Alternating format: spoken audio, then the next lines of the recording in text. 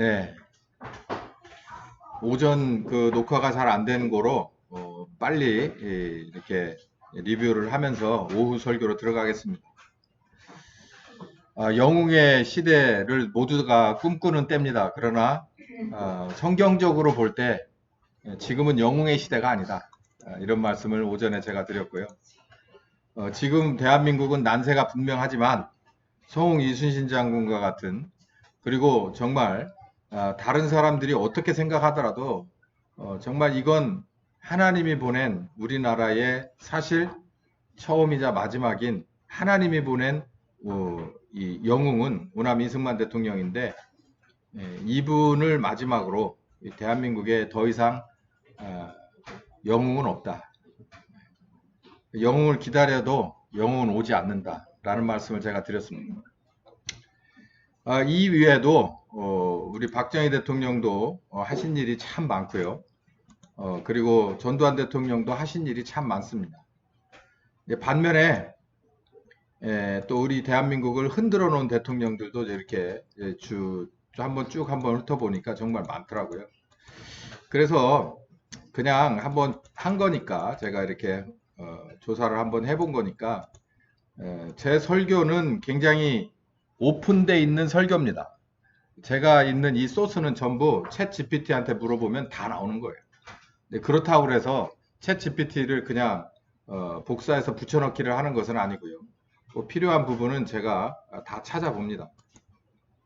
그러니까 아주 일반적이고 다 오픈되어 있는 소스니까 특별할 것도 없다.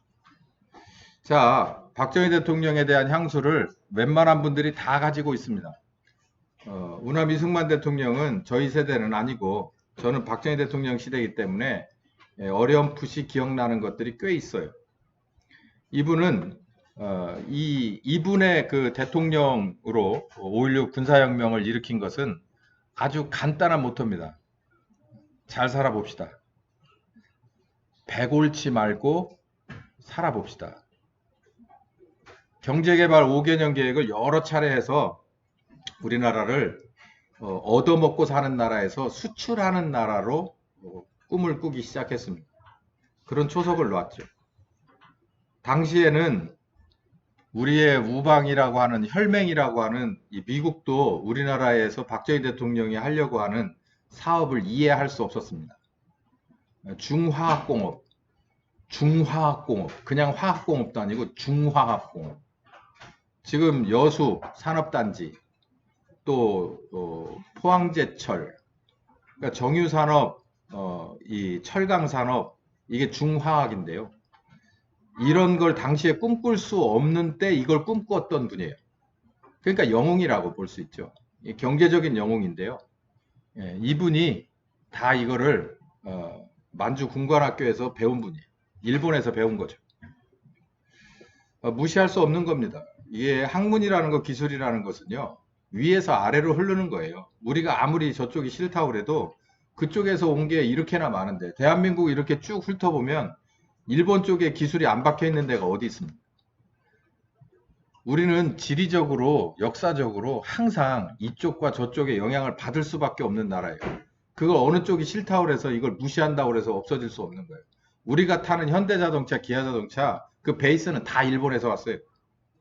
자동차를 좋아하는 사람은 다 압니다. 기아자동차는 어디서 왔고, 현대자동차는 미쓰비시에서 왔어요. 미쓰비시 거의 빼다 박았어요. 아마 기아자동차는 마즈다가 아닐까, 닛산이 아닐까, 이렇게 보는데요. 뭐 그렇습니다. 중화학공업을 꿈꾸던 분이에요. 미국에 있는 대통령들도 인정할 수 없었고 받아주지 않았습니다.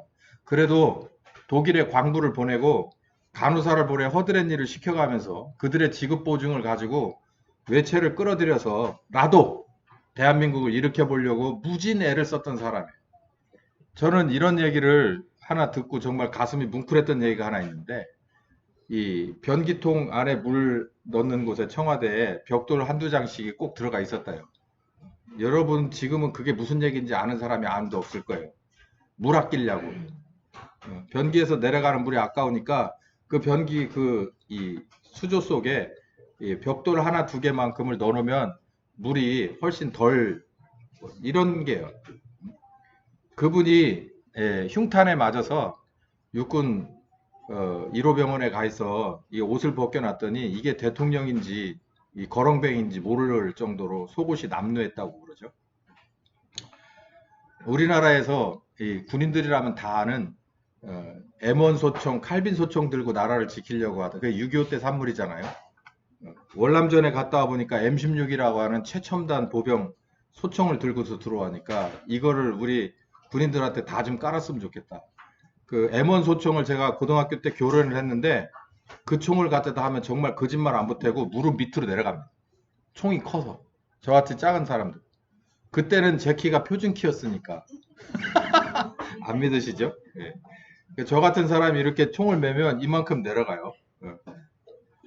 그러던 것을 M16으로 바꿔주고 싶어가지고 당시에 미국의 콜트라고 하는 총기 회사의 사장하고 계약을 맺는데 총기를 뭐 매매하고 나면은 거래를 계약하고 나면 얼마간 커미션을 띄워주는 게 근데 그 커미션을 띄워가지고서 대통령 앞에 내놓으니까 박정희 대통령이 그랬대요. 이게 쓱 밀어주면서 이것만큼 M16 더 가져와 그랬대요. 참 가슴이 뭉클한 얘기들이 많죠. 나라를 정말 사랑했어요.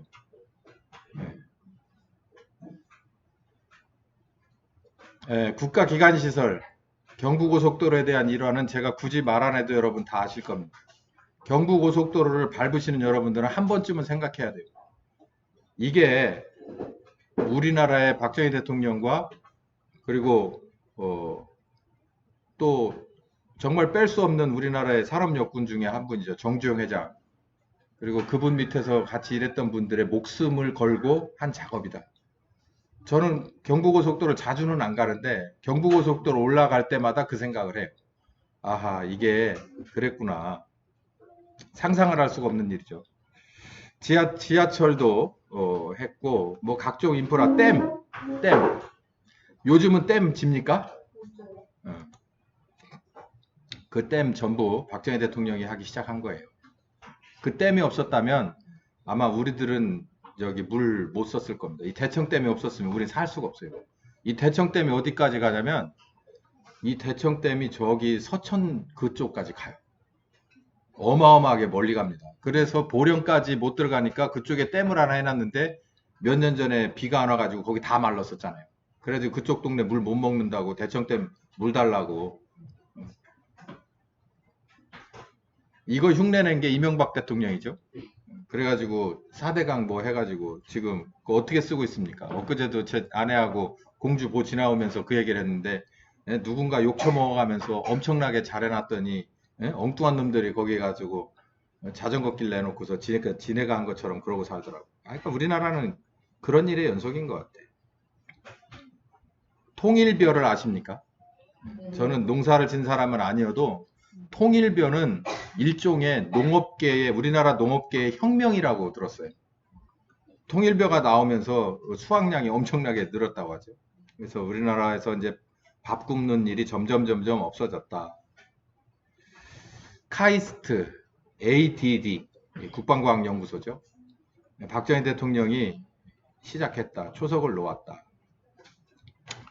이보다도 더 얼마나 많겠어요. 이 우리나라 대한민국이 지금 아마도 저 잠실에서 청년들이 정말 힘에 지나도록 이 더위를 무릅쓰고 구호도 외쳐대고 또 이를 보고서 정말 가만히 있을 수 없어서 물심양면으로 기증도 하고 봉사활동도 하는 이 정신은 아마도 이런 우리나라에 뺄 수 없는 이 크고 작은 영웅들에게서부터 받은 유전자가 아니겠나 저는 그렇게 생각합니다.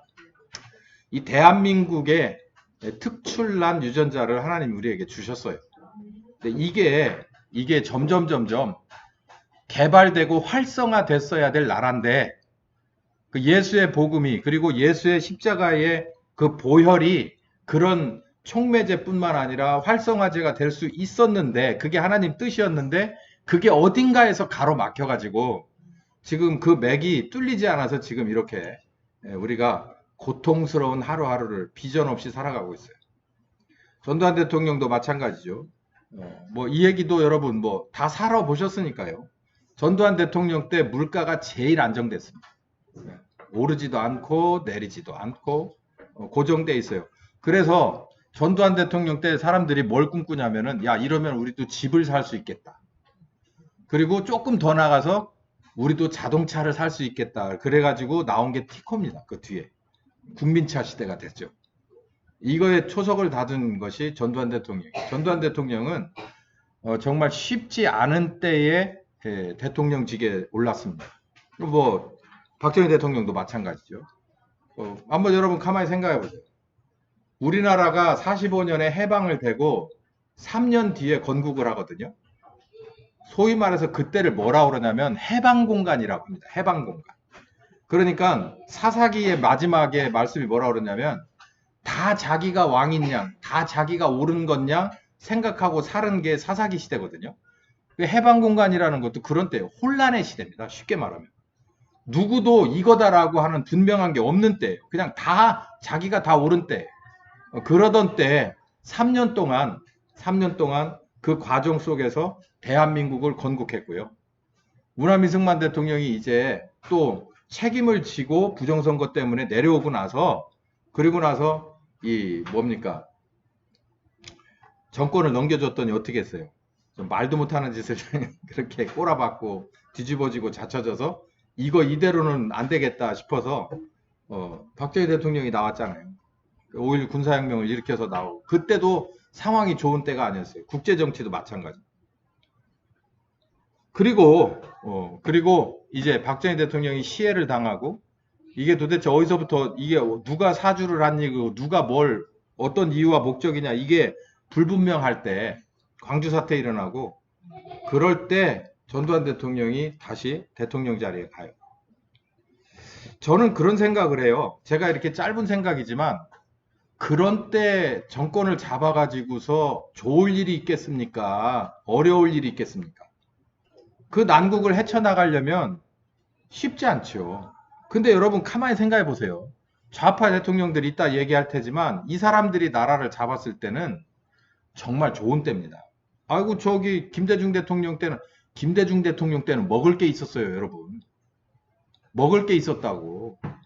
근데 우남 이승만 대통령이라든가 박정희 대통령, 전두환 대통령은 우리나라에 먹을 거 없을 때 대통령이 된 분들이에요. 그리고 뒤에는 좌파들이 다 마이너스 통장까지 마이너스 쳤을 때 이제 올라온 분들이에요. 뭐를? 이제 나라를 구하겠다고 올라온 거예요. 그래서 조금 마이너스 통장이라도 좀 올려놓으면 얘들이 와가지고 또 홀랑 다 털어먹고 홀랑 다 털어먹고 제가 경제적으로 보면 그 그림이 훤히 보여요. 그런데 이 이재명 정권은 마이너스 통장이 아니라 국민연금까지 털어먹고 앉았어요. 여러분 이제 우리는 뭘 갖고 살아야 되는 건지 몰라요. 그러다가 시골에 있는 땅떼기까지 다 내놓으라는 거예요, 지금. 어디로 가려고 하는지를 모르겠어, 진짜. 이 심각한 상황이에요. 국제행사도 유치해서 86년, 88년 아시안게임, 그 다음에 88년에 서울올림픽. 이 서울올림픽은 전 세계적으로 아주 정말 큰 획을 그었죠. 이것 때문에 사실은 소련 공산당이 무너졌다는 얘기도 있어요. 해외여행 자율화, 교복 두발 자율화, 이거 기억하시는 분들 꽤 되죠. 교복 두발 자율화, 야간 통행 금지 전면 해제. 제 중학교 때인가 이게 있었어요. 이거 있었고, 그리고 해외여행을 자율화하겠다는 이게 이때부터 나왔고, 교복 두발 자율화, 이것도 제가 정확하게 중학교 3학년 때 두발 자율화가 먼저 됐고, 고등학교 1학년 때인가 2학년 때인가 저기 됐어요. 교복도 자율화됐어. 교련복은 입었는데 교복은 안 입고 다녔던 것 같아요. 칼라 테레비 나오고 이게 참 아이러니하잖아요. 이 양반이 보통 나쁜 사람으로 돼 있는데 한 거 되게 많아요. 연좌제도 없앴대요. 찾아보니까 놀랄 일이 한두 가지가 아니네. 난 연좌제는 김영삼이나 김대중이 없앴을 줄 알았어요. 근데 이 전두환 대통령이 없앴더라고. 주택 임대차 보호법도 만들었어요. 그 말도 많고 탈도 많은. 프로야구 기억나시는 분들 있을 겁니다. 프로축구. 이게 다 뭐 때문에 나올 수 있었던 거냐면요. 돈이 있었기 때문에 할 수 있는 거예요. 나라에 돈이 있으니까. 김영삼 대통령이 나왔네요. 노태우 뺐습니다. 김영삼 대통령이 나왔어요. 이 사람이 한 걸 가만히 보세요. 이 금융실명제는요, 이 사람이 한 게 아닙니다. 김영삼 대기자의 그 펜앤마이크 쪽에서 잘 이 자료를 찾아보세요. 이 금융실명제는 김영삼 대통령 때 이루어진 거긴 하지만 이걸 시작한 것은 김영삼 대통령이 아니에요. 전두환 대통령 때부터 한 거예요. 이게 어느 날 갑자기 오늘부터 금융실명제 해 이래서 할 수 있는 게 아니에요. 이 문제가. 이게 전 정권부터 했던 것이 일로 넘어가고 정치적으로 이게 도움이 되겠다 싶으니까 전격적으로 이걸 시행한 거죠. 근데 사람들은 이걸 김영삼 대통령이 했다고 생각해요. 뭐 했다 칩시다. 잘했다는 거 요거 하나, 나머지는 다 못한 거니까. 하나회를 척결했대요. 이 하나회를 척결하면서 그림자까지도 다 때려부셨어요. 지금 보안사도 때려부셨어요. 국정원은 이미 팔다리 잘라놓은 지가 오래됐고 기무사 없앤 지도 오래됐고 보안사도 이번에 그 계엄했다고 사령관 가져다가 지금 저 감방에다 집어 쳐놓고 보안사도 없앴어요. 그러면 이제 누가 간첩을 잡나? 경찰이 잡아? 경찰은 복면 쓰고 잠실에 가 있잖아. 공직자 재산 공개. 이 공직자 재산 공개 김영삼 씨가 할 말은 아닌 것 같아. 자기 아들이 이것 때문에 잡혀 들어간 사람. 지방자치제 전면 실시. 지방자치제 말 많고 탈 많은 지방자치. 저는 이거 없어져야 된다고 보는 사람인데 지방자치제가 이걸 김영삼이 실시했네요. 지방자치제 있어가지고 좋아진 것보다 나빠진 게 100번 더 많습니다.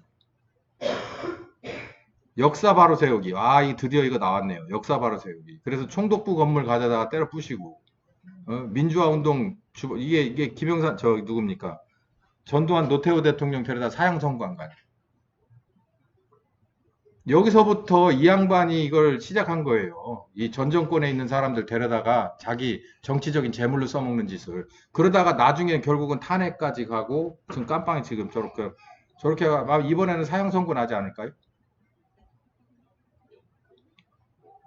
세계화 추진, OECD에 가입됐다는 게 자기 인생의 정말 최대 걸작이라고 생각을 하는데 OECD는 뭐 아무나 쳐줍니까? 밑에서 전 정권들이 다 이렇게 인프라를 갖춰놓고 뭔가 벌어먹을 만한 게 되니까는 OECD에서 니네 껴줄까 말까를 하는 건데 자기가 한 줄 알아요.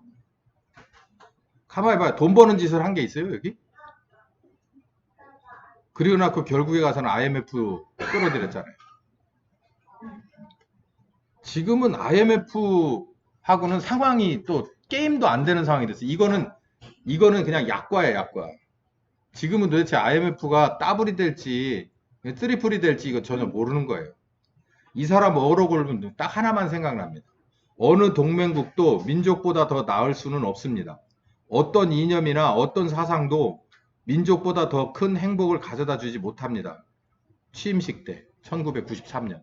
여러분 이게 우파 대통령 맞습니까? 이거 사진 떼야 되는 거 아니에요? 국민의힘 자체를 나는 믿질 않지만 이 사람의 사진이 있는다는 것은 말이 안 돼요. 이게 말이 돼요? 어떤 동맹국도 민족보다 더 나을 수는 없습니다. 그래가지고 북한한테다가 그렇게 했어? 이때 뭔 일이 일어났습니까? 이 93년, 94년에 연변 그 핵시설 얘기가 나와서 클린턴이 때린다고 그랬었잖아요. 근데 야가 두 손 들고 다 나와가지고 절대 못한다. 그러면서 니네는 버려도 민족은 못 버린다. 이러고서 나와서 두 팔로 막은 사람 아니에요. 폭격 못한다고. 너 잘 생각해봐. 안 된다고. 절대 안 된다고. 그래서 결국은 수면 아래로 내려간 거야. 그러면 뭐 니네 일이니까 니네가 알아서 잘 하든지. 이 사람 때 해결할 수 있었어요. 끝낼 수 있었다고. 이 사람 때 해결해버릴 수 있었어. 통일까지는 아니어도 아주 치명적으로 상처를 입힐 수도 있었어요. 그러니까 다시는 야 이거 하니까 여러분 이스라엘이 똑같은 상황이 시리아에서 있었고 또 뭐 레바논 그 근동에서 이런 비슷한 일이 핵을 뿐만 아니라 다른 대량 살상 무기나 이런 거에 대한 징후가 포착이 되잖아요. 그럼 이스라엘은 그냥 가서 그날 저녁 때 때립니다. 아무리 멀어도 가서 때리고 와요. 그래도 누가 말을 못해. 그러니까 얘네들은 그쪽에 있는 애들은 이제 이걸 생각을 해야 되는 거예요. 내가 이게 여기서 이런 짓을 하는 것을 이스라엘 모사드가 알게 되면 바로 그날 저녁 때 와가지고 폭격 맞는다라고 하는 것을 염두에 두고서 해야 되는 거예요. 근데 이 저기면 북한은 여기서 이렇게 해도 누가 막아주니까? 남한에서 막아주잖아. 남한에서 정치인들이. 그러니까 얘네들 하고 싶은 걸 다 해가지고 지금 저렇게까지 해놓는 거 아니에요. 이 처음에 테이프를 끄는 게 이 사람이라니까. 이게 우파 대통령 맞아요. 여러분, 이거 분별력이 있어야 돼요. 이거 아니에요, 이 사람. 문민 정치 뭐 이런 거 얘기하는데 이런 문민보다는 차라리 군인이 나서요. 군인이 낫지 않습니까? 전두환 대통령 군인 출신이었는데 그때 경제적으로도 안정돼 있어, 정치적으로도 안정돼 있었고 물론 누구는 싫겠지. 지금 정권 잡은 쟤들은 갈아 마셔도 시원치 않겠지. 그러니까 지금 죽어서도 지금 국립묘지도 그 요만한 땅도 안 내주고 있잖아요. 지네들은 그냥 죽은 사람 갖다 갈아 마셔도 시원치 않을 사람인데. 근데 지네들이 봤을 때 이게 문민 대통령 1호라고 하는 사람들 마인드가 이랬고 그때 국민들은 뭐 하고 있었습니까? 우린 이제 독재를 벗어났다라고 생각했어요. 그 뒤에 김대중은 어땠어요? 여러분이 금 모으기 생각하세요? 저도 갖다 냈어요. 금. 저도 냈다니까요. 저도 이 금 모으기 했어요. 그리고 과감한 개혁을 하고 기업 금융조정을 했다는데 이게요. 개혁과 금융조정은요. 팔아먹은 거예요. IMF에서 우리한테 돈을 조금 빌려주고 니네 산업구조 개편하고 금융구조 개편해라 해가지고 그냥 다 구조조정이라는 게 뭐냐면 잘라 팔아먹는 거예요. 이거 잘한 사람이에요. 이때 없어진 회사가 뭐뭐 있습니까? 여러분 생각해 보세요. 응? 대우 없어지고 또 뭐 없어졌어요? 기아 없어졌잖아요. 응? 은행들도 많이 없어졌어요. 근데 우리는 어떻게 생각했어요? 아, 저런 부실 기업이니까 없어져야 된다고 생각했어요. 여러분 가만히 생각해 보십시오. 저기 삼성자동차가 없어지고 그리고 기아자동차 없어져서 누가 이득 봤어요? 현대가 완전히 전 세계적인 회사가 됐네. 그러면 된 거 아니야? 근데 현대 기아가 엄마네 집, 아들네 집이니까 지금 우리 소비자 입장에서는 어디에 딴 선택이 안 되잖아요. 오죽하면 독일 차를 사겠어요? 근데 우리나라에 만약에 기아차가 존재하고 예를 들어 삼성차가 존재를 했다면 현대 저렇게 못해요. 저렇게 갑질 못한다고. 근데 저는 삼성차나 기아차나 살렸으면 저는 충분히 살아났다고 봅니다. 왜? 그 근거는 뭐냐면 일본 자동차 메이커가 한두 개예요? 엄청 많아요. 근데도 장사 다 잘 됩니다. 뭐 도요타, 혼다뿐만 아니라도요. 걔네들 장사 웬만하면 다 잘 돼요. 그리고 지네가 도저히 안 되면 지네가 사업 구조 개편을 해요. 기업이라는 게 원래 그래. 근데 우리는 그냥 잘라버렸어요. 확. IMF라고 그냥 다 잘라버렸어. 근데 자른 게 뭐냐면 남들이 와서 그걸 다 사갔어. 제일 아까운 게 우리나라 외환은 행이죠. 이렇게 하는데 전혀 꺼리낌이 없는 저는. 이거는 그냥 약과고 참 이거 보니 정말 이게 막 거꾸로 섰는데 남북 관계에 이 양반의 저기가요 노벨상 그러니까 트럼프가 노벨상 못 받아서 환장한 미친 늙은이라고 하는데 저는 이 양반이 그랬던 것 같아. 6.15 남북 공동선언 이미 이제 저 책상 속에 들어가 있는 얘기네. 이 정도는 이제 요즘은 사람들이 감흥도 없어. 이 사람의 어록을 한번 볼까요? 이제 한층 더 기가 막힙니다. 북한은 핵을 개발한 적도 없고 개발할 능력도 없다. 그래서 우리의 대북 지원금이 핵 개발로 악용된다는 얘기는 터무니없는 유언비어다. 북이 핵을 개발했다거나 개발하고 있다면 그 있다는 거짓 유언비어를 퍼뜨리지 마라. 만약 북이 핵을 개발한다면 누가 책임질게? 나 김대중이가 책임질게. 어디 있어 지금? 소환해야 되는데. 그럼 아들이 져야 되는 거 아니야? 애비가 약속을 했으니까 아들이 그래도 한 3분의 1 정도는 져야 되는 거 아닐까?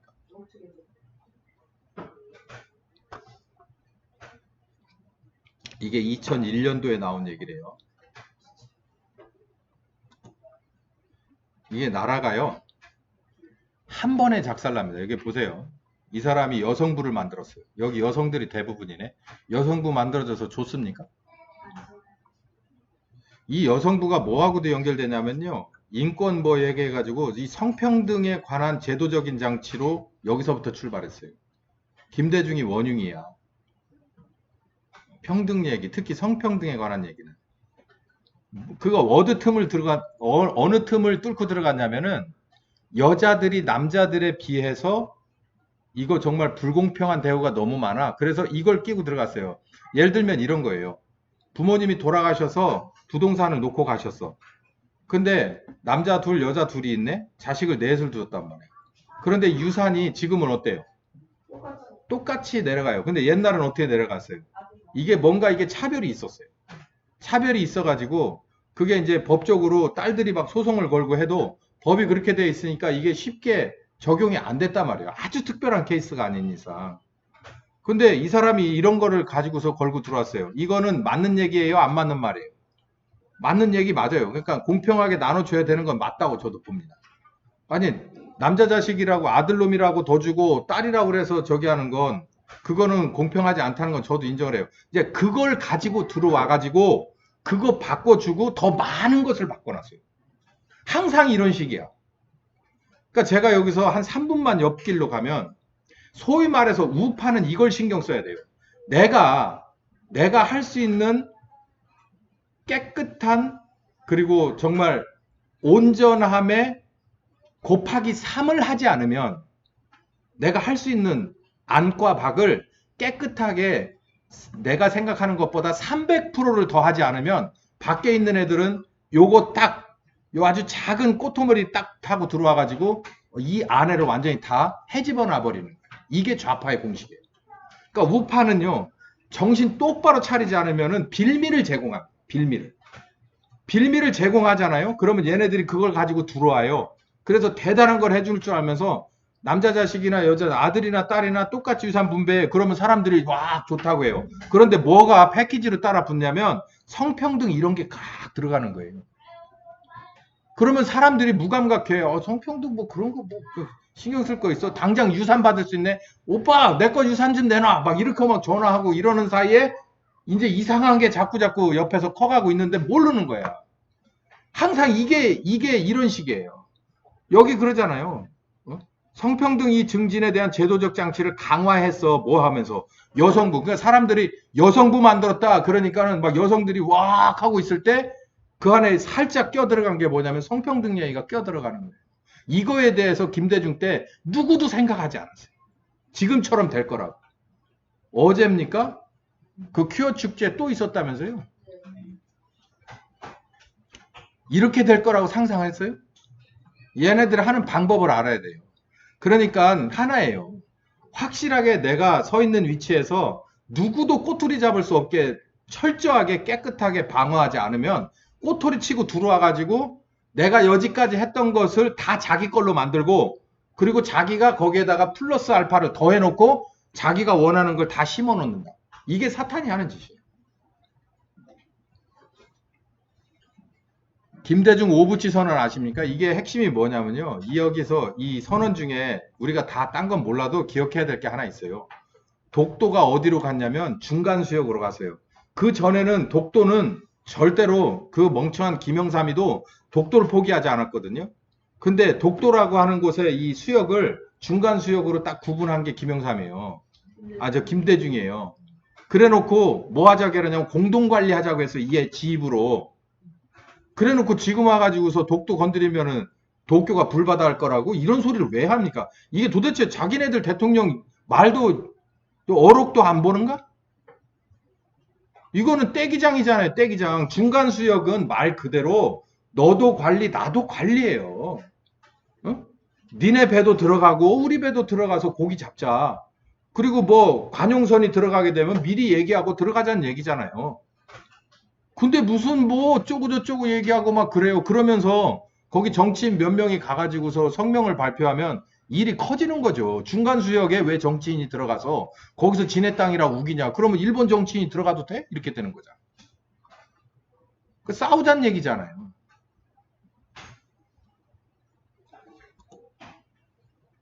노무현 시대로 넘어옵니다. 이 말도 많고 탈도 많은 세종특별시 이 사람 작품이에요. 혁신도시라고 아십니까?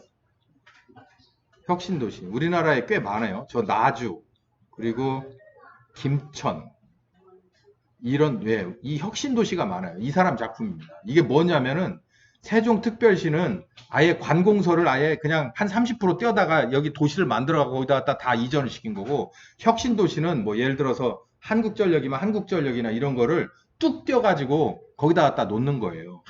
그래서 뭔가 마중물을 만들어서 이제 균형 발전을 운운하거든요. 여러분, 이렇게 돼가지고 세종시에 가면은 어떻습니까? 굳이 말을 해야 될까요? 이거 부동산 투기밖에 안 되잖아요. 그리고 주말에 사람이 없어요. 돈은 어마어마하게 투자됐죠. 이 세종특별시 때문에 진짜 벼락부자 된 사람들도 많고, 여기 아파트 뭐 해가지고 쫄딱 망한 사람도 제가 여러 봤고, 완전히 또 별천지 된 사람도 여러 봤어요. 지방분권 특별법. 또 계속 더 나가요. 이렇게 자꾸 쪼개고 쪼개요. 이 양반한테서 우리가 기억해야 될 것은 뭐냐면, 제주 4.3 사건을 현직 대통령으로서는 처음으로 사과를 합니다. 이게 이제 어떤 의미를 가지냐면, 우리는 이렇게 생각해요. 야, 대통령이 그 전까지는 권위주의라서 사과하지 않았는데, 이 사람은 굉장히 소탈한 막걸리 대통령이니까 이렇게 밑으로 내려와가지고 사과까지 한 거 아니야? 이렇게만 봐요. 간단해. 사람들이 그냥 정말 존재가 가벼워요. 대통령이라고 하는 사람이라는 그 직위와 무게에 대해서 대통령의 말 한마디는 다 남는 겁니다. 다 정치 활동이거든요. 근데 이 사람이 와서 사과를 해버렸어요. 그러면 그게 뭐가 되냐면, 대한민국 전체가 제주 4.3 사건에 대해서 이렇게 생각합니다라고 하는 결정이에요. 이걸 해버린 거예요. 행정부 수장이. 그럼 이걸 어떻게 다시 바꿔놓습니까? 못 바꿔요. 이거 한번 이렇게 꺾어버렸기 때문에. 이걸 어떻게 바꿔요? 무슨 수를 바꿔요? 혁명이 일어나도 이거 못 바꿔. 이건 이대로 꺾인 거예요. 그리고 나서 그 뒤에 계속해서 지금 이재명 정권까지 제주 4.3 항상 가서 자기 표 얻어먹는 거 하잖아. 그리고 또 뭣도 모르고 유튜브 하는 애들까지도 이걸 정확히 알아보지도 않고 그냥 거기 가가지고 찍으면서 거기에 이게 편승하려고 하는 애들 보면 정말 이거는 도대체가 나라가 어떻게 가는 건지. 그러니까 오죽 답답했으면 건국전쟁이라고 하는 영화를 시리즈로 만들고, 부정선거에 관한 거를 그렇게 시리즈로 만들어내도 여기저기서 진짜 목숨 걸고 모든 재산을 투자해서 만들어내도 사람들은 요지부동이잖아요. 제가 그래서 영웅은 오지 않는다고 말씀드린 거예요. 영웅 시대는 있죠. 누군가가 무슨 얘기를 하면 거기에 확 하는 게 있습니다. 근데 우리나라 사람들은요, 더 이상 오른편에 있는, 오른편, 이게 오른편, 왼편 할 때 오른편이 아니라 옳고 그름에서 오른편을 말하는 거예요. 오른편에 있는 사람이 사실을 가지고 얘기해도 그 사람 말에 선동되지 않아요. 근데 아닌 편에 있는 사람이 거짓말을 하잖아요. 그러면 잘 따라 붙습니다. 그거 딱 뭘 보면 아냐면, 김어준이 뉴스공장, 매불쇼 이런 거는요, 사람들이 어마어마하게 보고 믿습니다. 근데 이쪽에 우파 쪽에 있는 사람들이 얘기하는 거는요, 안 봐요. 관심이 없어. 그리고 그런가 보다 하는 사람, 숫자가 이게 비교가 안 돼. 그래서 영웅 시대는 더 이상 없다는 거예요. 저쪽에선 영웅이 나올 수 있을지 몰라. 근데 이쪽에선 영웅이 없어요. 영웅이 나올 수 없어요. 따라주질 않은 거예요. 복지 예산을 확대하는 게 이게 본격적으로 이루어졌어요. 비례대표 확대한 것도 여기서. 이 양반이 잘한 게 좀 있어요. 이 양반이 잘한 거 혹시 기억나세요? 두 가지 정도를 잘했거든요. 하나는 한미 FTA를 했고요. 그리고 하나는 제주 해군기지, 그리고 여기 평택 험프리스, 이걸 이 사람 때 결정을 했어요. 그래서 우파 쪽에 있는 사람이 이 노무현 하면은 덮어놓고 깔 수가 없는 게 이 한미 FTA하고 이 강정기지 제주도 그리고 이 캠프 험프리스는 정말 우리나라에게는 정말 이 진짜 대단한 일이었거든요. 이 일을 해낸 사람이 이 사람이라 이 쉽게 이걸 분간을 잘 못하더라고. 모르겠어요. 그걸 자기가 하고 싶어서 한 건지 누구한테 밀려서 한 건지. 그건 나중에 뭔가가 나오면 알겠지. 누군가가 이제 자서전을 쓰게 되면 나오겠지. 이 사람은 자서전 안 쓰고 죽었으니까. 안 죽었다는 얘기도 있어요.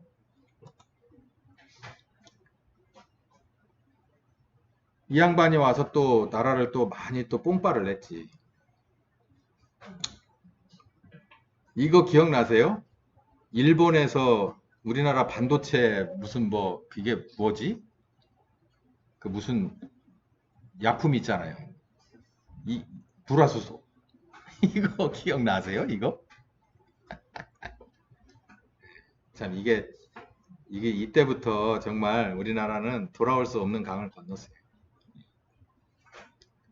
이거 기억하십니까? 한반도 평화 프로세스? 그리고 균형자 역할?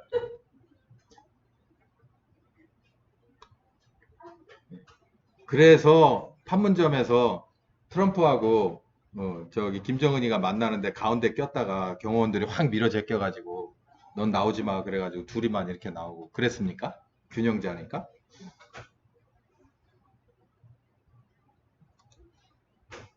K방역 이거는 얼마 전이니까 여러분 다 기억하시죠? 아직도 우리나라가 이거 방역 잘했다고 생각하세요? 여러분 이런 생각 해보셨어요? 우리 그 PCR 하나를 공짜로 했잖아요. 돈 받고 한 거는 드물죠. 근데 이게 돈 받고 할 때 예를 들어서 제3국으로 출국할 때 제가 기억을 하거든요. 그때도 제가 미국을 다녔기 때문에 이거 PCR을 가지고 이제 한 걸 가지고서 나가야 이제 패스가 되니까 PCR 검사를 하려면은 이게 돈 받고서 여기 가서 하면은 공짜였었어요. 근데 내가 공항 가려고 해요. 그럼 여기서 안 해줍니다. 그러면 이거를 가지고서 저기 어디 대흥동 어딘가 가가지고 무슨 결핵협회인가 거기 가서 해준대요. 공무원들이 알려주더라고. 그래서 거길 가가지고 한 2번인가 3번을 했거든요. 얼마 준 줄 아세요? 싸게 해준다고 한 10번을 나한테 그 사람이 나한테 얘기했는데 8만 원씩 줬어요. 대학병원에서 얼마였어요? 21만 원인가 했어요. 다 잊어버리셨죠? 그러니까 휘발성 뇌야. 대한민국 국민들의 뇌는 굉장히 그냥 이 리셋이 정말 잘 돼. 20만 원이 넘었어요. 제가 8만 원씩 3번 해봤어요. 결핵협회 가가지고. 근데 그 돈이 뭔가 이게 마진이 엄청 껴있다 하더라도 이런 데서 하루에 몇백 명, 몇천 명씩 그 코 쑤셔가지고 한 돈이 아무리 싸게 먹어도 몇만 원 단위인데요. 그거를 몇 년을 했어요. 그 돈 다 어디서 나서 어디로 갔을까요? 마스크. 저는 그때 한국에 없었는데 그 마스크 해가지고 저 약국에서 홀짝제 해가지고서 그 이렇게 얼마씩 해가지고 나눠줄 때 그거 막 또 거기서 정식으로 못 받으니까 막 딴 사람들은 뭐 어디선가 이렇게 또 야매로 돌아다니잖아. 한국은 항상 그러니까. 그리고 또 비싸잖아요, 그거. 그 마스크 쓰면은 막 안 걸린다고 마스크가 백신이다. 기억하십니까, 여러분? 네. 마스크가 백신 맞아요? 근데 왜 따라서 했어요? 모르고 있죠. 마스크 안 쓰면 죽는 줄 알고. K 방역이에요, 이게.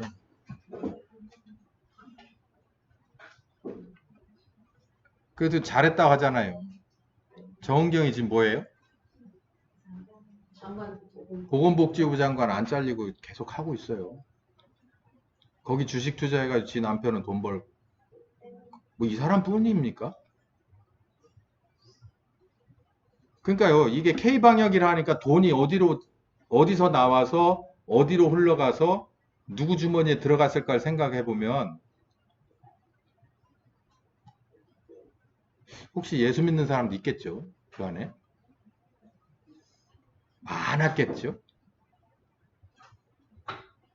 제가 말씀드리고자 하는 게 그거예요. 시대를 잘 타고 나야 돼. 돈복도, 인복도, 정치복도 그런 거야. 다 좋습니다. 거기에 동조하는 목사들이고, 당신 이게 합법적이라고 뱀새끼처럼 성경 갖다 들이대주는 목사도 상관없어요. 괜찮아. 너 하고 싶은 대로 다 해. 근데 이게 어디 가면은 결정이 나느냐면, 하나님 앞에 가면은 이게 옳고 그른 것이 다 이게 나와요. 근데 거기 가서도 충분히 통과될 거라고 생각하니까 하겠죠. 거기서 이거 아니다라고 한다면 여기서부터 조심할 텐데. 문재인 케어를 기억하고 있습니다. 공수처도 만드셨네요. 광화문 가시겠다고 하고 가지는 않았습니다. 이것도 내친 김에 한번 봅시다. 영웅을 갈망하는 시대, 박근혜 대통령 탄핵 이후부터 유튜브가 완전히 뜨기 시작했어요. 여기 나오는 걸 한번 쭉 보세요. 지금 있는 사람도 있고 이따 없어진 사람들도 꽤 있습니다. 여기 1위부터 20위까지. 이 사람들이 나와서 영웅을 갈망하던 시대에 영웅으로 등장하려 애쓰던 때가 있었습니다. 지금도 마찬가지예요. 제가 오전에 설교했죠. 지금은 영웅을 갈망하지만 영웅이 나오는 시대라고 아니라고.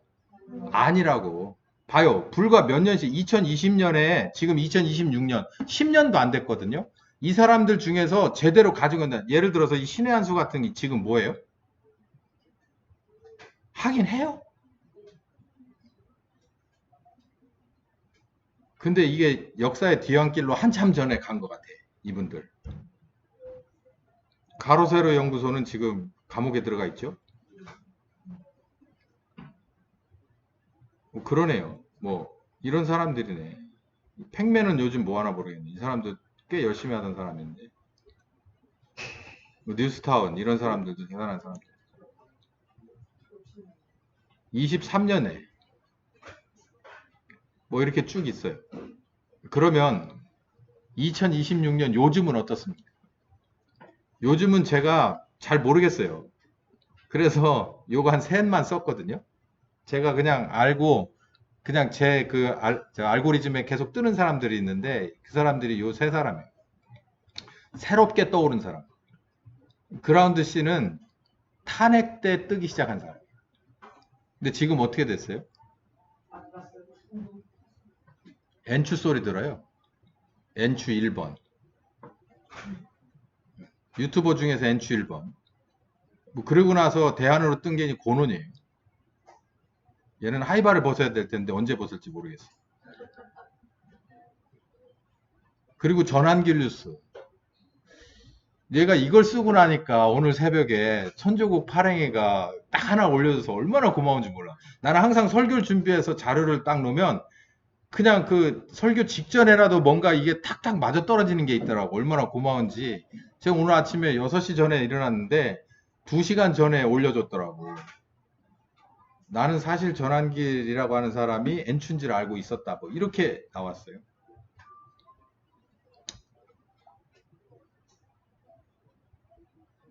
제가 말씀드리고자 하는 게 뭐냐면 이 자체가 사람들은 우리를 리더해 줄 만한 영웅을 필요로 하는 거예요. 제가 계속 반복해서 말씀드리면 영웅을 갈망하는 건 이해하겠는데 지금은 영웅이 나올 시대가 아니라고. 요거 하나 더 봅시다. 집회 변천사를 한번 봅시다. 뭐 별거 다 있어요. 여기서 이제 이런 건 안 썼어요. 그 박근혜 대통령 때 이 사실 뭐 제일 셌던 게 그 저기입니다. 우리공화당. 우리공화당이 굉장히 셌었어요. 근데 이 양반들 지금 뭐 하는지도 모르고 없어졌고 박근혜 대통령이 저기 할 때 삼성병원에서 입원을 해서 좀 오래 있었거든요. 제 아내가 거기서 항암 치료했기 때문에 거기를 자주 갔는데 거길 가다 보면은 그 이렇게 오르막길 이렇게 돼 있는 거기를 막 하여간 몇 겹으로 그 저기를 그 화환을 가져다 놓는데 저 밑에 큰 길까지 여러 번 반복. 그냥 거의 거기가 그냥 인도 자체가 거의 그 화환으로 꽉 차 있었어요. 저희가 그거를 이렇게 보고 시간이 이제 그 체열해 놓고서 한 2시간 시간이 있을 때 그걸 한번 쭉 내려와서 봤어요. 우리공화당 사람들이 제일 많더라고요. 그 우리공화당 사람들이 그때 정말 많이 열심히 했는데 그리고 나서 그걸 어디로 넘겨주냐면 전광훈 목사가 하는 광화문에다 넣어. 지금도 광화문은 해요. 세이브 코리아도 팍 떴다가 떨어졌어요.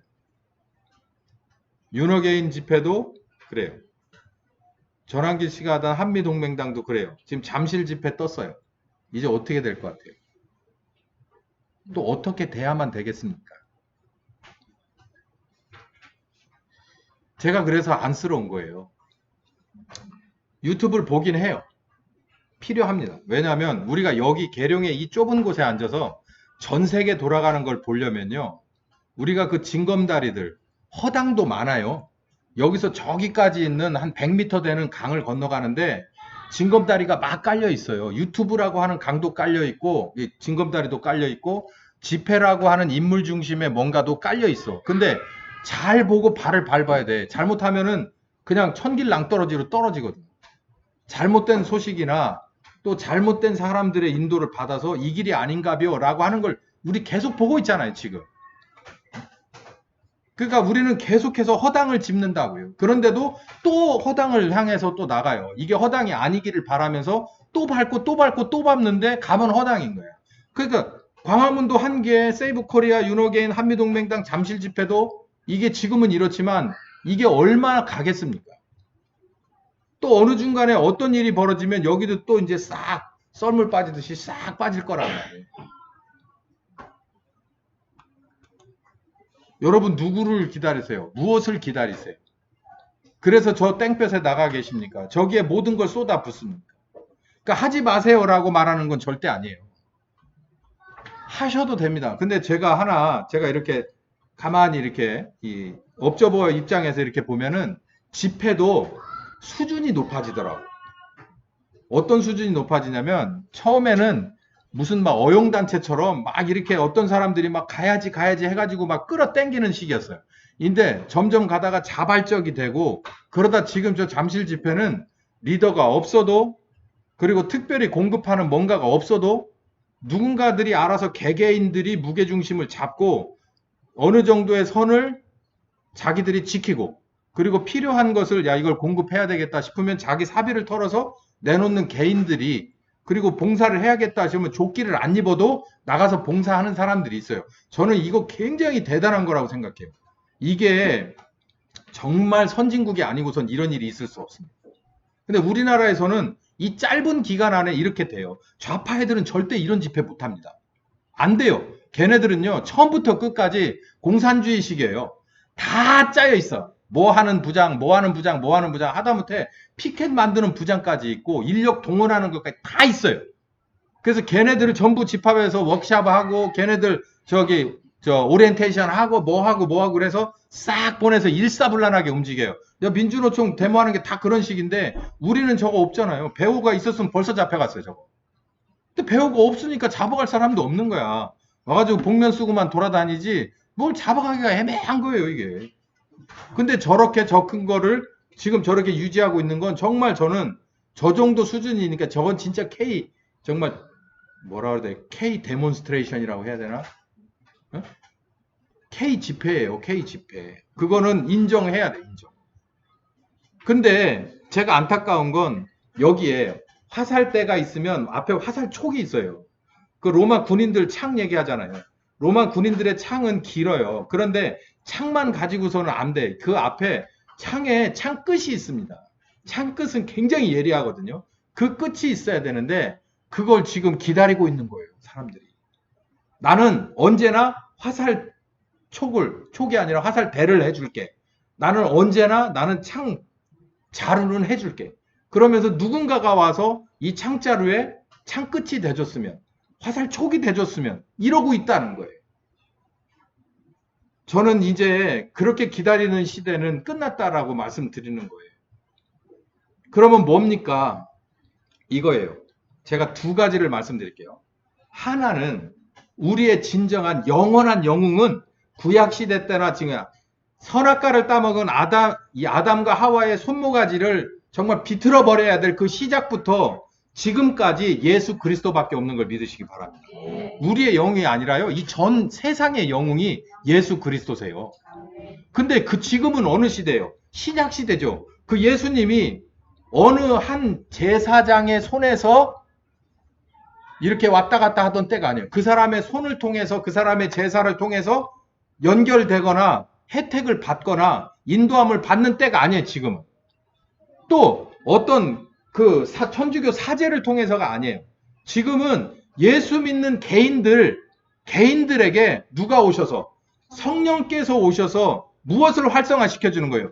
예수의 보혈을 활성화시켜 주는 거예요. 그래서 우리를 데모 잘하게가 아니라 우리를 뭐로부터 구원하는 거예요? 죄로부터 구원하면 이 세상은 끝나버리는 거예요. 저 문제가 해결되는 거예요. 죄로부터 구원받으려면 저 성관에 있는 직원분부터 구원받아야 돼요. 저 사람들 구원받지 못하고 저대로 가면 저거 지옥 안방이요. 여기서만 저 사형이 아니고요. 하나님 나라 가면 법이 틀릴 것 같아요. 죄니까 똑같아. 선거범죄나 뭐나 다 죄는 무조건 사형이야. 무조건 사형이긴 해도 하나님도 이게 얼마나 중요한 죄인지, 이게 어떤 죄인지 다 알아요. 아니, 우리가 그걸 다 판단하는데 하나님이 못하겠습니까? 저기 있는 예수 믿는 사람들 회개하고 나와야 돼요. 그렇지 않으면 안 됩니다. 그걸 누가 가르쳐야 돼요? 우리가 해야 돼요. 우리가 가서, 여보쇼, 일로 좀 와봐. 여기 앉아봐. 얼음물 좀 먹어가면서, 당신 이래가지고 말이야. 이래가지고 오늘 주님이 오늘 밤 당신을 부르시면 가가지고 지옥 가고 싶어? 그러고 싶어? 이렇게 가르쳐 줘야 될까요? 그렇게 해서 듣겠습니까? 절대 안 들어요. 그런데 사도행전을 읽어보면 빌립이라고 하는 사람이 있습니다. 빌립이 누굴 만납니까? 에티오피아 재무장관을 만나요. 국무장관을 만나. 이게 급이 맞아요? 안 맞아요. 절대 안 맞아. 그 신약을 가만히 보면 절대 이 급이 안 맞는 사람의 만남이 꽤 있어요. 그 중에 하나 정말 대단한 이 클라이막스는 이 빌립이라고 하는 사람과 이 에티오피아의 국무장관이에요. 이 사람은 높낮이가 틀렸어. 빌립은 걸어 다니는 사람이었는데 이 사람은 뭘 타고 가냐면 병거를 타고 가는데 제가 볼 땐 코끼리를 타고 갔던 것 같아요. 충분히 그럴 가능성이 있어. 그러니 높이 차이가 얼마나 났습니까? 그런데 빌립이 가서 얘기를 해요. 뭘 읽어요? 이해가 가긴 가요? 라고 물어봐. 아니, 주변에 수행원들도 많았을 텐데 어쩌다 보니까 그 얘기를 할 수 있는 기회가 주어졌어요. 그러니까 그 얘기 듣더니 가만히 쳐다보더니 저런 버르장머리 없는 놈 하고 갈 수도 있는데 뭐라 그래요? 아니, 내가 말이야 이 책을 읽는데 알려주는 사람이 없어. 이래가지고 얘기가 돼요. 여러분, 급이 안 맞는 것도 가만히 봐요. 예수님 하나님의 아들이에요. 그리고 유대인의 남자예요. 총각. 그리고 이 물 저기는 남자가 5이 있던 여자예요. 그리고 이 사람은 사마리아인이에요. 급이 안 맞잖아요. 근데 물 얘기하다가 결국 뭐가 나오냐면 그리스도에 관한 얘기가 나오고 내가 그리스도다라고 하는 데까지 나와요. 이게 성령님이 하시는 일입니다. 저기요, 저조직이 무너지는 거는요 정말 쉬워요. 저조직에서 핵심에 있는 사람 한 둘이 내가 여기서 차라리 죄값을 고백하고 하나님 나라 가서 떳떳한 게 낫겠다라고 생각 딱 바꾸면 끝나는 일이에요. 딱 끝나는 일이야. 이거 유동규 같은 사람이 나와서 얘기하는 것보다 더 심각한 게 정말 이 사람이 나와서 이렇게 얘기하는 마음의 진정성을 가지고 이렇게 확 바꾸는 사람, 하나님이 선택한 한두 사람만 딱 바꾸면요 이 문제는 완전히 해결돼요. 이거는 피로써 혁명을 할 필요가 아니라 이건 자연스럽게 무너집니다. 저 사람들이 회개하고 나와서 가리고 싶은 사람들이 있겠지. 그러나 뭐 하고 싶은 사람도 있어요. 나도 저 사람처럼 뭐 하리라. 차라리 고백하고 나도 광명 찾으리라. 하나님 앞에. 여러분, 은혜를 받을 때 내가 체면이, 내가 어떤 유니폼을 입은 사람인지, 내가 어떤 정도의 이 계급을 다른 명찰의 사람인지, 이거 그런 거 의미가 있어요? 하나님 앞에서 은혜 받는데 전혀 없어. 오히려 저 사람 대단한 사람인데 은혜 받고 꼬꾸라지면 그 효과가 훨씬 더 큰 거예요. 이 대한민국이 살 길은 성령의 불이 다시 한번 임하셔서, 회개의 불이 다시 한번 임하셔서 정말 불태워야 될 사람들에게서 불이 확 일어나게끔 만드는 불쏘시개가 되는 거예요. 우리가 배우고, 우리가 고백하고, 우리가 준비되고 헌신돼서 성령께서 야, 너 좀 가서 저기 가서 불 좀 내라. 너 저기 가서 좀 화나게, 너 저기 가서 소금으로 좀 뿌려라. 이렇게 할 때가 되면 그건 누가 하냐고요? 그 코디는 성령께서 하시는 거예요. 우리가 하는 게 아니라 우리는 정말 참 빛이 되는 거고 참 소금이 되면 되는 거예요. 그러면 필요한 분이 가져다가 세우고 가져다가 뿌리는 거는 그분이 알아서 하는 거예요. 우리는 거기까지 신경 쓸 게 없는 거예요. 우리는 우리를 자꾸 돌아보는 거예요. 우리가 어디서부터 어떻게 왔는지를 본 거예요. 어디서부터 어떻게 막혀 있는지를 보는 거예요. 지금 현실을 분별해내는 거예요. 말씀을 우리가 제대로 킵하는 거예요. 보존하는 거예요. 유지시키는 거예요. 전해주는 거예요. 우리가 기도로 헌신하는 거예요. 계속해서 나를 갈고 또 갈아 붙이는 거예요. 뭘 위해서? 보내실 그날을 위해서. 우리가 할 수 있는 일이 그겁니다. 그러면 하나님이 일을 해요. 그래야 누가 영광 받아요? 100%. 하나님이 영광 받죠. 하나님이 계획했으니까 누가 영광 받으셔야 돼요. 하나님이, 우리가 쓰임을 받았어도 누가 하신 거예요? 하나님이 한 거예요. 그렇지 않으면 전환길이 한 게 되잖아요. 그렇지 않으면 뭐가 한 게 되잖아요. 누가 한 게 되잖아요. 구독자 몇백만이 한 게 되잖아요. 그렇지 않잖아요. 하나님이 하시는 거여야 하잖아요. 그분이 영광 받으셔야 되잖아요. 마지막으로 요거 한 말씀 드릴게요. 마이클 심이라고 하는 유튜버가 있습니다. 그걸 잘 보세요. 그분이 정말 이 한국 돌아가는 것에 대해서 늘 안타까워서 그 채널을 운영하는데요. 누구든 이렇게 소개해주고 싶은 수준 높은 유튜버입니다. 마이클 심 TV. 그분이 요즘 저 이렇게 선관위가 애들 이빨이 건등건등 하잖아요. 전니가. 그거 애들 키워보면 우리 알잖아요. 이렇게 해서 이렇게 하다 보면 애가 건들건들한데 누구는 못 건드려. 못 건드리게. 애는 뭐예요? 이게 아빠가 와가지고 좀 한번 만져보기만 할게. 그러면 어떻게 해요? 자지러지면서 웁니다. 절대로 못 건드리게 해요. 어? 그리고 막 여기다 실 한번 맨다고 해봐봐. 그러면 애는 까무러져 죽는다고. 어? 그 집은 안 그래? 딸들은 안 그러나? 아들들만 그러나? 치과 가서 빼 요즘은? 혼자 뽑고 와? 대단한데? 예. 어쨌든 우리나라 성관이가 이렇게 다 빠져버린 이빨처럼 건들건들 하는 거예요. 지금 정말 아무것도 없잖아. 지금 자기네들 믿어달라고. 여기 엊그제 우리 집사람도 얘기했지만 저도 선거 참관인으로 가봤지만 왜 우리를 못 믿냐고 해요. 아니, 믿을 수 있어야 믿지. 아니, 믿어달라고 자꾸 얘기하지 말라니까. 믿을 수 있어야 믿지. 신뢰가 가야 믿을 거 아니에요. 안 그래요? 지금 이만큼 드러났는데 왜 우리를 의심해요라고. 내가 그래가지고 저 입을 어떻게 해줄까. 그럴까요? 우리 집사님이 저 정도면은 우리 집사람도 그러더라고. 이거 해야 된다고.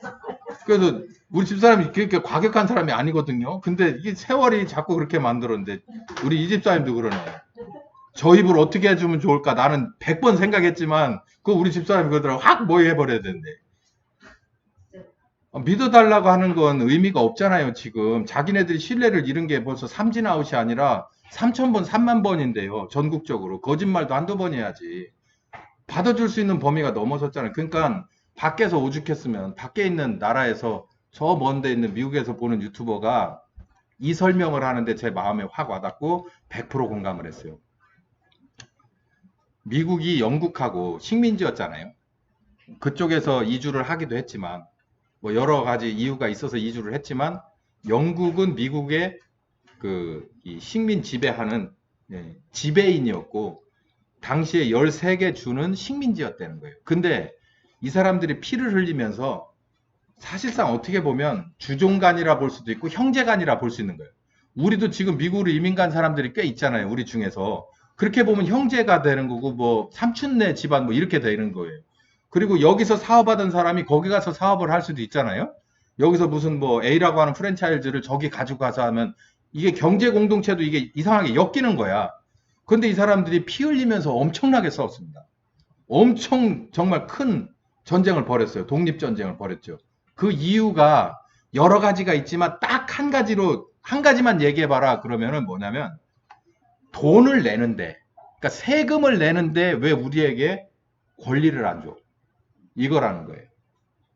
그래서 결국은 그게 독립전쟁으로 번졌다는 거예요. 이런 거예요. 영국에서 식민지라고 해서 플러스 알파를 걷어간대. 인당 얼마씩을 더 내라. 그래서 몇 프로를 더 걷어가는데 식민지에서는 뭐가 안 나오냐면 투표권이 없어. 국회의원이 안 나와. 투표권을 안 줘. 그러니까 이 식민지에 있는 사람들의 의견을 세금 내는 사람들의 납세자의 의견을 영국 정부에 전달할 수가 있어요? 없어요? 없는 거예요. 편지를 써도 소용없고 다 무시당하는 거예요. 왜냐하면 여기선 정치인이 못 가니까. 그래가지고 이 사람들이 쌓이고 쌓였다가 이제는 뭘로 터졌냐면은 보스턴 차 사건, 뭐 니네 뭐 이런 거, 그러니까 이 차에 붙은 세금이나 이런 것 때문에 우리는 여기서 나오는 자생 커피를 마실 거야. 그러니까 니들한테는 이제 더 이상 세금 가는 짓은 안 할 거야 라고 하기 시작한 거예요. 우리가 텍스페이를 하는데 왜 니네는 우리한테 정치적인 권한을 주지 않느냐. 니네는 우리를 왜냐면 학대만 하고 돈만 걷어가느냐. 우리가 노예냐? 이제 이렇게 사람들이 모두가 이제 이렇게 바짝 쓴 거죠. 그 얘기를 하는데 제가 쾅 하고 부딪혔어요. 생각이.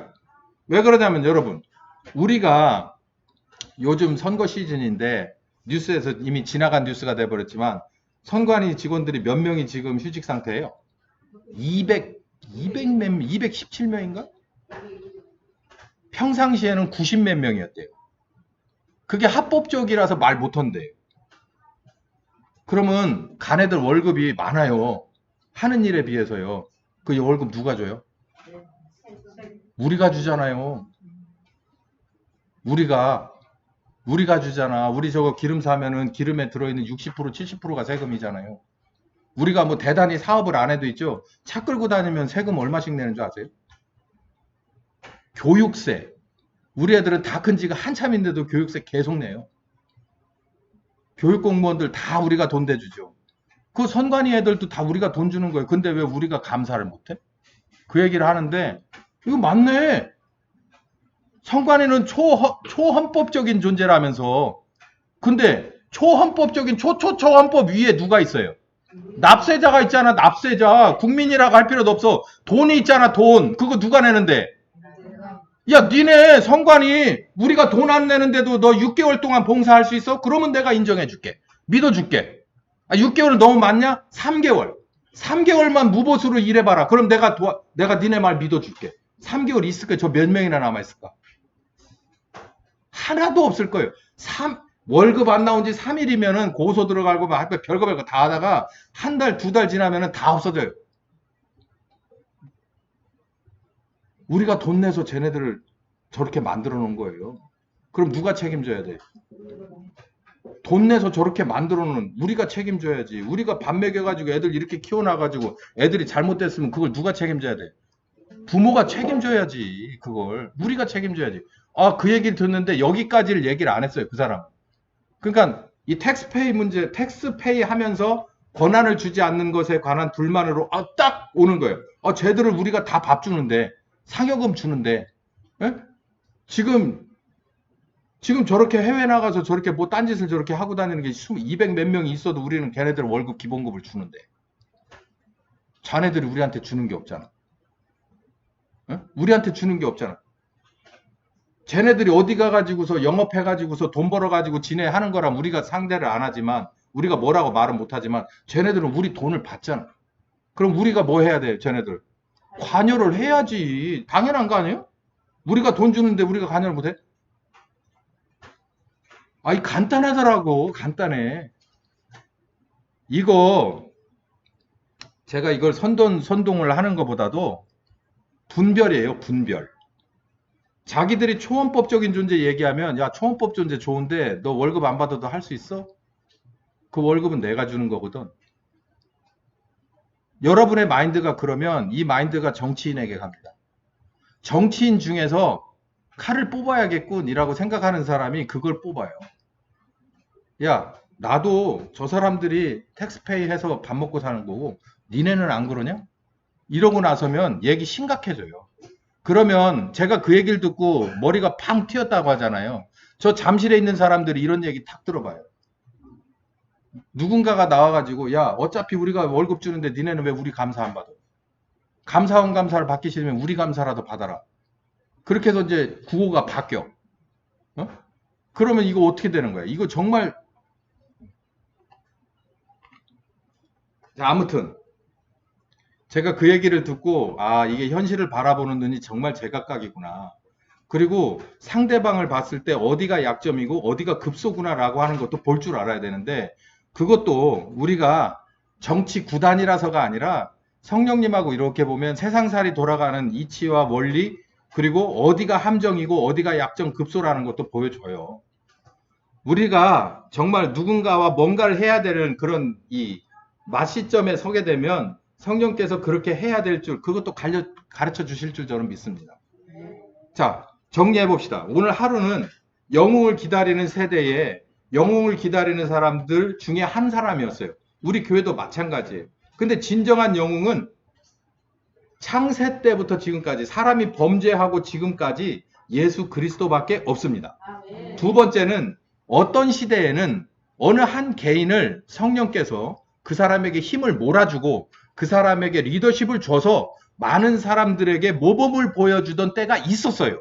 근데 지금 특별히 이 대한민국의 2026은 모범을 보여주는 영웅이 나올 때가 아니라 이제는 그 모범을 배웠으니까 이미 나왔어야 될 영웅들이, 작은 영웅들이 나오지 못했다는 것을 뉘우치고 이제 나라도 성령께서 나를 쓰신다면 내 예루살렘과 내 유다와 사마리아와 땅끝에서는 하나님이 원하시는 성령님이 이끌어주시는 영웅이 꼭 되고야 말리라 라고 하는 다짐, 새로운 다짐이 우리에게 필요하다는 거예요.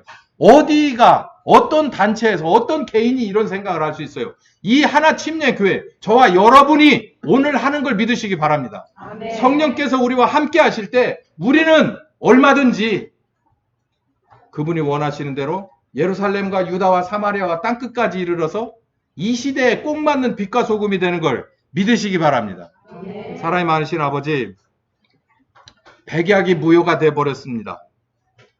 고집을 피우는데 이거는 피를 부르는 정말 말도 안 되는 고집을 피웁니다. 거기까지 가는 것은 하나님의 뜻이 아니고 하나님이 원하시는 것은 이참에 교회들이 새로 출발하고 그리고 고침받고 변화받아서 하나님이 원하는 열매로 바뀌어지는 것인 줄 믿습니다.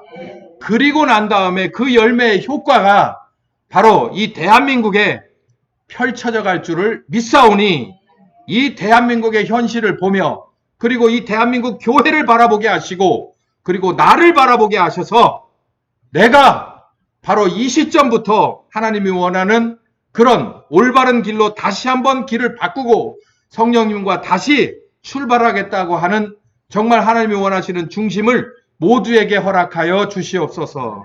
이 결심을 가진 한 사람 한 사람에게 성령 하나님이 하여 주시옵시고 인도하여 주시옵시고 주만 바라볼 때 주님 그에게 가르쳐 주시고 힘 주시고 능력 주시고 비전 보여주시고 정말 모든 장애물들을 함께 뚫어갈 수 있는 귀한 기적의 역사가 이어지기를 간절히 소원하고 기도합니다.